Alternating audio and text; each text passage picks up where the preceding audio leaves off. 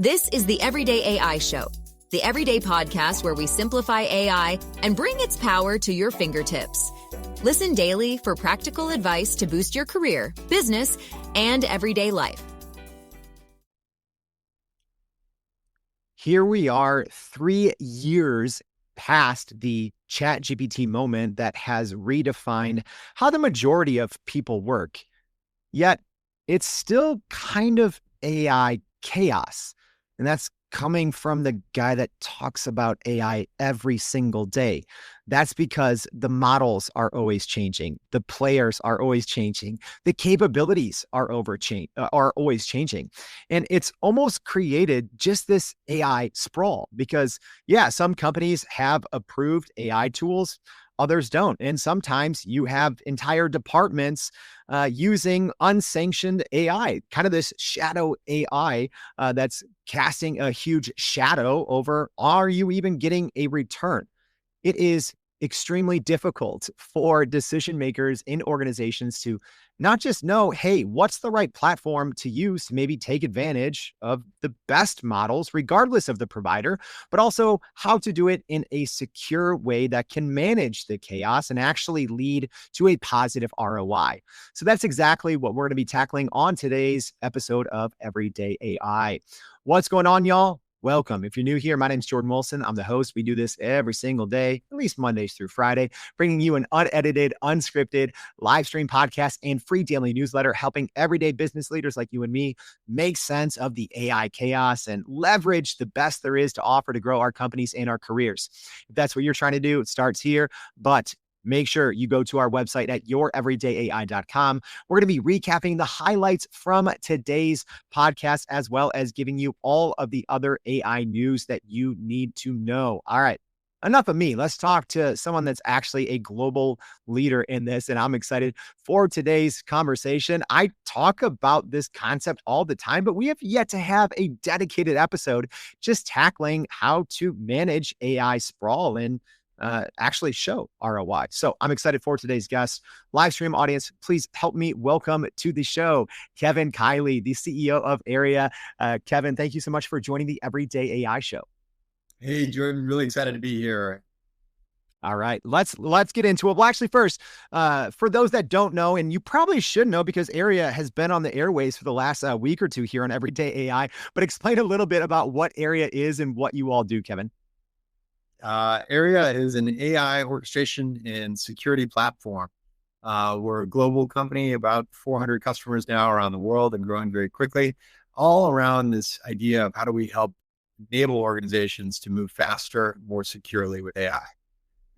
So AI sprawl, it seems like, has kind of gotten out of control, right? If I would rewind to the ChatGPT moment and then look where we are today, I never would have imagined, right? There's literally hundreds of models that companies are using. The agentic capabilities are extremely impressive, yet there's huge security risks. How are you all tackling this concept of AI sprawl? Yeah, a great question, and so relevant right now, as you say. About 3 years ago, that the ChatGPT 3.5 came out, and with that gauntlet thrown down, everyone saw what was possible or saw some version of what could be done. And in the years since, it's been a race to go employ AI as much as you can, anywhere you can, almost a reckless sort of FOMO that happened across the industry, right? Where every organization felt like they had to be showing they were doing something with AI. That also meant that your vendors were going to start throwing a lot of AI at you and AI washing some of their existing products, trying to launch new products, maybe turning on capabilities that they didn't really communicate to you that they were enabling.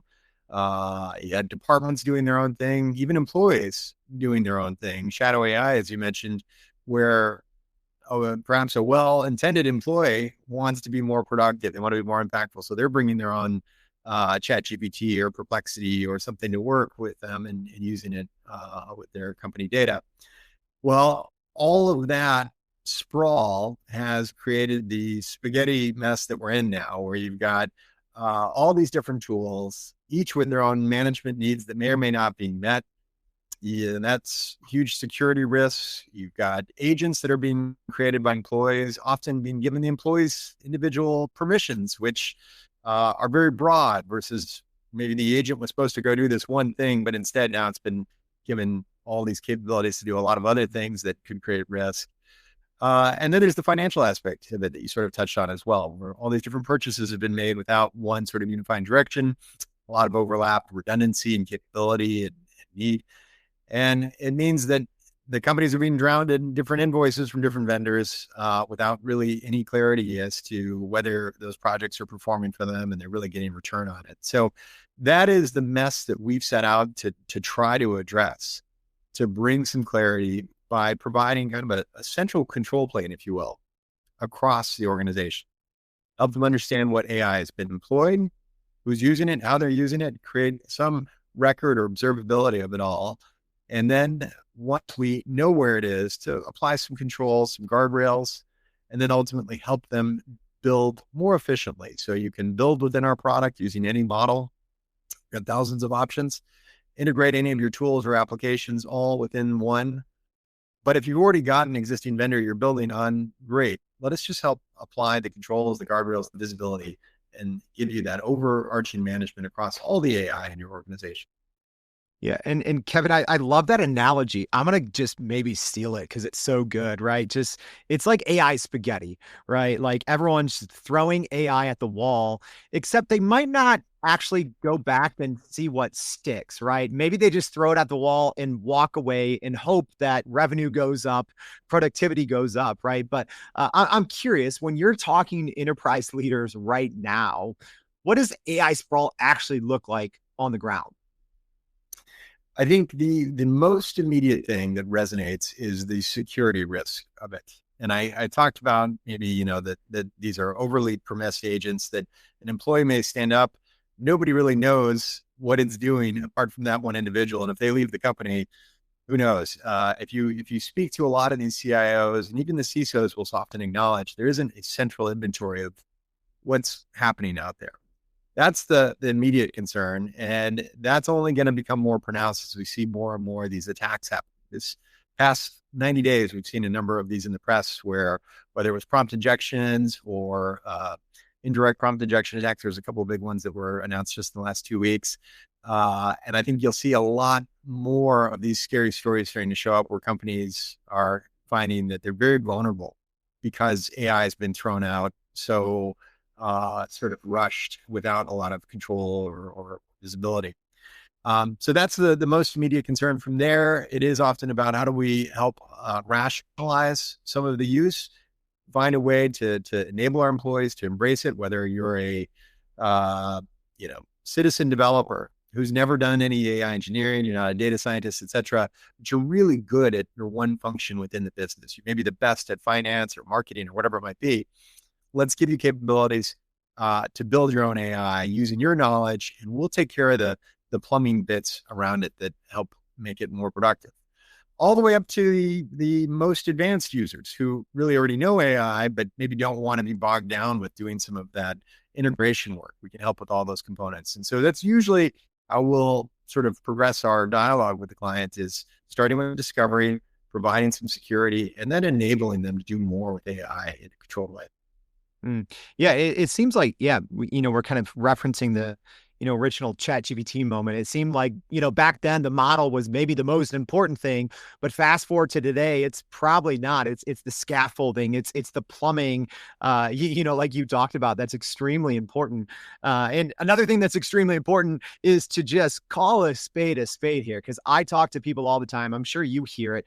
Leaders worried, and rightfully so, about employees using unauthorized AI tools, right? Regardless of what report you look at, the stats are all over the place, sometimes up into the 90% of people using unauthorized AI tools at work. And the worst part is sometimes they're using the free version, which doesn't protect data, and employees aren't always sure of that. So, what are you seeing in terms of shadow AI behavior that maybe worries you the most? it is often that well-intended employee that I mentioned who they're really trying to move up. They've got a mandate to go build their piece of the business and drive some new product launch or whatever it might be. And they are not trying to do anything that would undermine security, but they're, of course, giving the agent permissions, or maybe it's uploading sensitive data that in their context doesn't look that dangerous. But if a bad actor were to get to it, or your competition were to get to it, or someone else that could take advantage, that's where the risks really start to get introduced. And of course, at the same time, we've got this Cambrian explosion of models. You mentioned already, there's so much innovation happening out there, and so much of it is very positive. But if you look back over this past year, things like DeepSeek coming out, you don't have to look far to see all the risks that comes with it. They're pretty upfront with their terms and conditions. If you read through the legal agreement, it says you have no guarantee to confidentiality. They're going to send your data to China. And look, again, the employee who's trying to just get stuff done maybe isn't taking the time to read through all that. They just know that this helps them write a better presentation or improve their analysis. These are the sort of things that you've got to give them tools. It's not enough to just say no. And I think it's almost more dangerous if you try to have some sort of prohibition in place. A lot of companies have started with that. Your employees are trying to move quickly. They're trying to make it work. They're going to find ways around it. So you have to serve something up.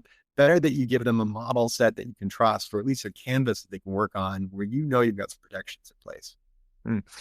That's a good point. And I think also, yes, employers are going to go out and find a solution if one isn't provided, but sometimes they might find more problems than solution, and maybe they aren't even aware of it.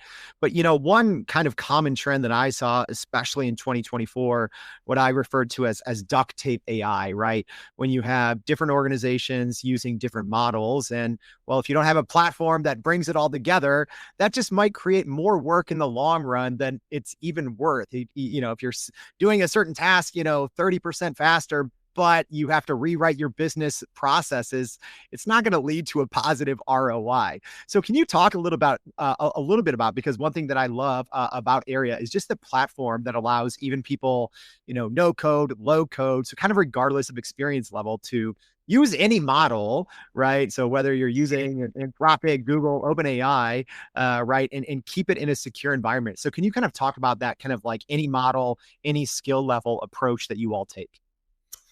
Sure, absolutely. So again, back to all the innovation out there now, 2 million plus models on Hugging Face, which is crazy to think about how fast that has exploded and the breadth of options that are out there.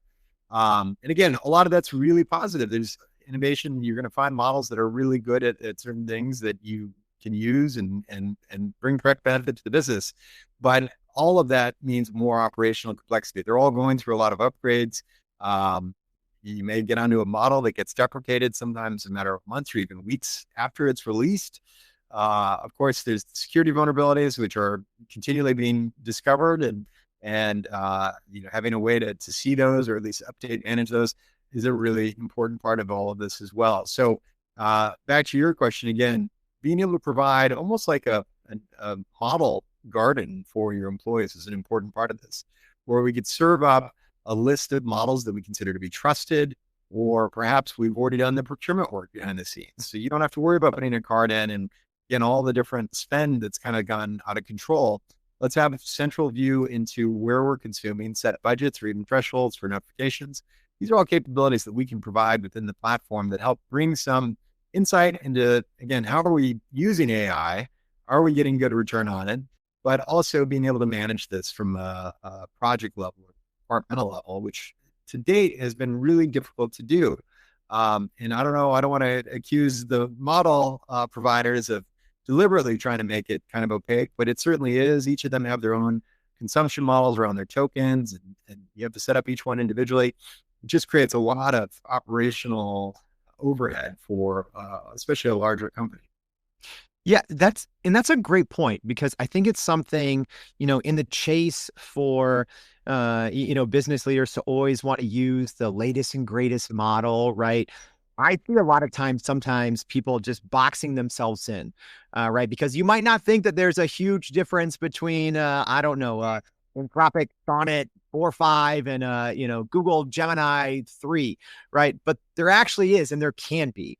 Can you talk a little bit about the modular kind of setup and why it's important to have a platform that maybe allows you to avoid vendor lock in, right? Because yeah, like you said, what if a model gets shut down, or if all of a sudden a new update causes it to be overly sycophantic or something? Right, right. Well, the first thing I would point to is, again, that there's this arms race of innovation happening right now, where month to month, sometimes week to week, you're seeing a new leader take that top benchmark for performance, accuracy. We just all continue to be blown away by how quickly the space is evolving. And it's performance. It's the fact that they may be shedding that old model that you got hooked on, or it may be the cost implications. If you started on ChatGPT 4.0 last year and somehow tried to stay on that, very powerful. And really, again, it was so exciting when it first came out, but it's also quite expensive. And we've seen that every subsequent release, the cost has fallen significantly. Even going from 4 to 4.1, I think was something like an 800% difference. Massive amount of change there between how your token costs were being incurred. So that continues to happen in this space. It's sort of Moore's law on steroids, where the cycle times are getting faster and faster. The models are getting more and more powerful, and often the costs are coming down on a token basis. Now, there's another level of detail behind, again, how the tokens are consumed, but it's you can't deny that the models are getting better, and by and large, they're getting cheaper for what you need them to do. So being able to stay agile becomes really, really important. And I would argue a key part of your organization's AI strategy is making sure that you maintain some free agency, if you will, to be able to swap as these different large companies battle between each other to deliver a better technology. Keep yourself open so that you can harness the latest and greatest at the most efficient rates.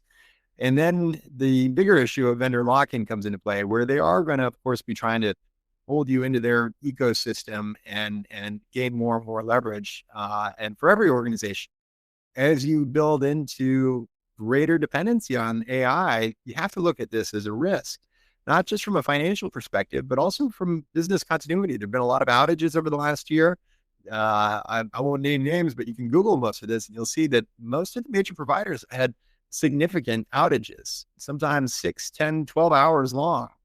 And if you've built an application that is business critical, or worse yet, maybe patient critical, and that goes down, and now your team is really relying on that for the way that they're working, you've got a really significant problem. The ability to route between models, providers, I think will become sort of a standard of care. You have to have that if you've really got a credible program.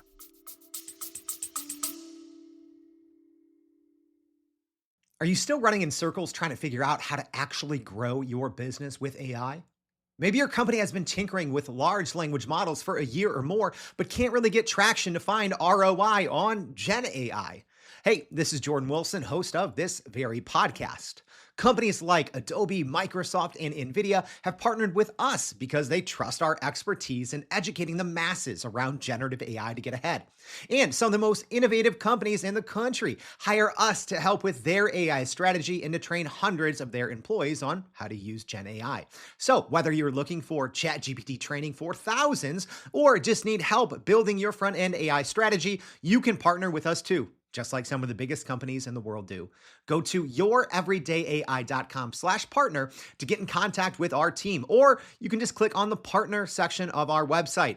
We'll help you stop running in those AI circles and help get your team ahead and build a straight path to ROI on Gen AI. Yeah, and that ability, right, it requires a secure sandbox for people to go out, test, right? Because what a lot of people don't realize is you might look at a model like a GPT 5.1 and assume it's the same until you see a GPT 5.2 or a GPT 5.5. but that's not the case. There's always kind of updates going on under the hood. So can you talk a little bit about the importance of having that secure environment where you can not only constantly test or prepare, in the case that you just brought up, prepare if, hey, a model does go down for 6 hours, 10 hours, 12 hours, have you securely tested the next model up, so to speak? Can you talk a little bit about the importance of that and how you all provide that option? Absolutely. So I think we start by looking at, as you're building a model, have you tested the different models to see which is going to be most performative for your use case? And we can measure that on a number of levels. It could be latency, it could be cost, as we talked about. So running the same task or prompt across 4 or 5 models to see how they're all going to compare to each other, and then continue to monitor on that basis. The initial exercise will allow you to benchmark them for what you're trying to do and define what your primary model is, and then maybe a secondary or failover, or even a third failover, so that in the event that something goes wrong, not only can we detect that, let's say, latency is spiking on Mistral's model or Claude or whatever it is we've used for this, and that there's real performance concern, but we know to now route to the next model, which could be from, again, their competition. And so not only is it important to have, I think, the capability to swap between them that way without having any disruption in service, but the fact that we're not beholden to any one of those companies, I think, becomes a really important value for us. That we partner with all of them and a long list of other open source models that our clients can choose from, so that you can trust us to move between them. And if you were just all in on Microsoft or Anthropic or any one of them, could you really ask them or expect them to route you over to their competition when something goes wrong? I think that's why you need an independent third-party company to sit as this sort of front end that they manage that. Yeah, I liked what you said earlier, kind of the free agent provider, right? Like that's important. But so I'm curious because you also mentioned, 2 million models on Hugging Face, and I know even, smaller domain specific models are getting more and more common and popular in the enterprise. So, I assume this 2 million model, if we talk next year, it's going to be way more. But that also creates more sprawl. It creates more potential security if you're trying to just do them all individually on your own without using a provider. But maybe if we look at it from a CFO's perspective or a COO's perspective, where does AI sprawl kind of quietly start destroying value before anyone notices? Because I think from people I've heard of, once you notice, it's either not too late, but you've already lost a lot of ground. So where does it start to pop up before anyone really notices? Well, the big problem that has been well documented in a lot of different studies, and most recently there was the MIT Gen AI divide, I think called the State of AI in Business report, that was really kind of an earthquake across the industry. And I suspect a lot of your audience has had a chance to see this, or at least read parts of it, where they saw that 95% of these pilots never get to production. And that's staggering when you think about all the money that's being spent and the good intention behind all the tools that are being purchased and implemented and consultants. It's a lot of waste, unfortunately, that thus far has just not been able to deliver real value to the business. And I think the number that they put in the study was they ranged in from $30 to $40 billion worth of investment across the enterprise right now. So, it really is just wild to think about how much money is being burned on some of this right now. And that's got to be front of mind for the CFO is understanding all this hype, how much of it is really translating into value. Are we making good use of the investment? And, we've kind of touched on security a little bit, but I want to dive a little bit deeper, right? I'm one that's always, testing out the latest models and seeing how they work. And if I'm being honest, over the last, I don't know, 2 quarters, seeing what just models are capable of, it's almost getting to the point where it's like, wow, a single model can do a lot more than an entire system could do. 2 years ago or even 18 months ago. Talk about how quickly security changes on the AI side, and what business leaders need to know about kind of the intersection of agentic AI and security. Well, I think, again, there's so many moving pieces here for security to keep up with, and it really is a new world. The existing stack of security tools and even methodologies that most organizations have in place today, they weren't built for this. They never contemplated what an agent might be able to do. And so if you think about that, an agent is deliberately given some sort of goal and some autonomy to go accomplish it. It's also going to be given permission and access to go touch multiple systems and tools. So it's very, very capable. As we've talked about, already today, sometimes too capable for what it was initially set out to do. If it was given permissions of an individual that may have a very broad set of capabilities, that's a little scarier because then security doesn't know who really touched what information, what systems. You've got it running around. There's going to be a lot of ambiguity about how do we lock that down. If the employee leads the organization, do we know to turn that off? Or do we want to turn it off? So the whole agentic paradigm shift here that's happened is a real issue for security. Beyond that, though, AI itself being so powerful, but only when it's prompted correctly, is another risk. As we move from APIs, which were very deterministic, and I could call this system and get this bits for these fields, to something that is driven by natural language, which is subject to interpretation and can be manipulated. That's a real challenge. You want the AI to be able to understand a command that may be presented in a number of different ways, but that could be deliberately weaponized to try to take advantage of the ambiguity of natural language. And then lastly, if I had to give a third sort of concern around this, and this is at a high level, just that AI enables a scale and a sophistication that wasn't humanly possible before, or wasn't even capable within the boundaries of computing. Now you can have swarms of agents that are going to attack your defenses and instantaneously communicate deficiencies, gaps, vulnerabilities that they're finding with each other to further manipulate those and surge attacks on certain parts of the business or your defenses that never would have been able to be coordinated at that sort of scale or velocity previously. It's very, very scary to think what AI will be capable of doing in the wrong hands. And we're already, again, starting to see some of this. As much potential as there is for good and productive outcomes, there's at least as much potential for bad with those that want to manipulate it and come in with malicious intentions. Yeah. And great example of that. Yeah, there was the recent report, the Chinese backed, using Claude Code.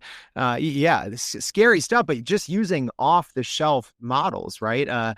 It's not like you have to have the world's most sophisticated cyber attacks anymore when you can use natural language and off the shelf models. So, we've covered a ton in today's show, Kevin.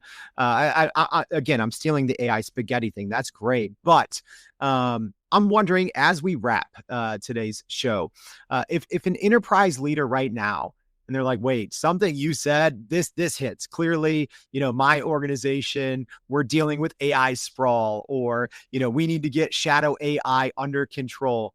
What are the things that you would tell them to do immediately, in the next, couple of weeks, once they realize that sprawl has become a problem within their organization? Well, again, I think awareness is where it starts. So the fact that they recognize some of it is great, but truly investing in the discovery is going to be critical. So whether it's technology like ours or using some other methodology to go really identify where AI is being employed across the organization. And those could be vendors that you know about. You may just not know that they've turned on the AI inside their tool. That's a very common one. Second, there may be other decisions that have been made. Again, in this huge rush to employ AI, that a lot of people started pulling out company cards or even expensing work that they were using on other tools. And this is where you start to get into some of the shadow AI. So identifying where the AI is and then applying some protections around it. Again, you may find a lot of this is probably good work that's being done, and you want to continue to support that. And if anything, maybe fortify it, make it more durable. But I can guarantee it 90% of the situations, you're going to find AI that you weren't aware of, or you certainly didn't intend for, and that there is real risk behind. Such great insights, especially timely, right? As we're looking at end of year and making everyone's plans into 2026. Kevin, I think you just gave us a great roadmap on where we should start to rein AI sprawl in. So thank you so much for taking time out of your day to join the Everyday AI Show. We really appreciate it. Jordan, my pleasure. Really glad to be here today, and thank you for the opportunity to join. All right. We covered a ton of great content there, y'all. If you miss anything, don't worry. We're going to be recapping everything that Kevin just went over in our newsletter. So if you haven't already, please go to youreverydayai.com. Sign up for that free daily newsletter. Thanks for tuning in. We'll see you back tomorrow and every day for more Everyday AI. Thanks, y'all. And that's a wrap for today's edition of Everyday AI. Thanks for joining us. If you enjoyed this episode, please subscribe and leave us a rating. It helps keep us going. For a little more AI magic, visit youreverydayai.com and sign up to our daily newsletter so you don't get left behind. Go break some barriers, and we'll see you next time.